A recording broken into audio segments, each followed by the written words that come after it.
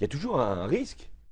Even before he was elected, the French president told CNN that selecting any leader is a risk for voters. You just never know how he'll turn out, he told me. Thank you very much. But after his first year in office, many French seem to be of the opinion putting their money on Francois Hollande may not have been the best bet. No president has declined so far, so fast in the opinion polls as Hollande has.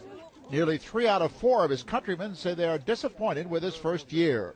A plurality of French now say they think Hollande's predecessor, Nicolas Sarkozy, would have done a better job than Hollande has. The biggest complaint? Hollande's inability to halt the rising unemployment rates or declining economy. But political analysts say there's more to it than that.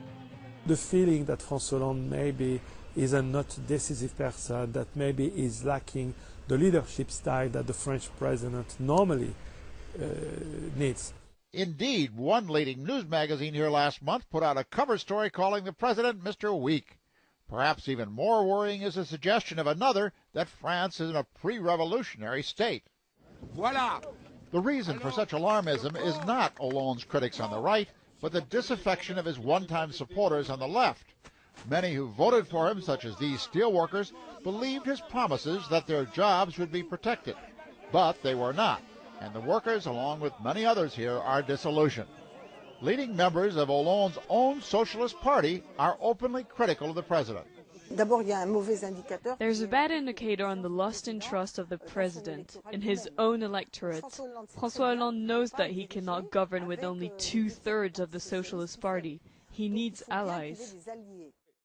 But Hollande is having difficulty finding them. His socialist critics say changing the government is not good enough unless there's also a change in policy that takes a clear turn toward the left.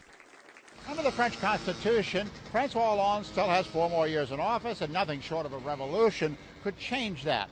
Still, increasingly, his supporters and detractors are wondering what could possibly change his political hand for the better if there's no change in the employment and economic picture. So far, only his quick decision to intervene militarily against the Islamicist revolutionaries in Mali gave Hollande a slight uptick in the polling numbers. Even his personal life, sometimes a source of popularity for presidents, has worked against him, with continuing criticism in some quarters of his unmarried relationship with a companion who some call the first mistress. Even dissolving the parliament and calling for new elections may not help. If you are very low in the surveys and political crisis, you pronounce a dissolution and you lose the election.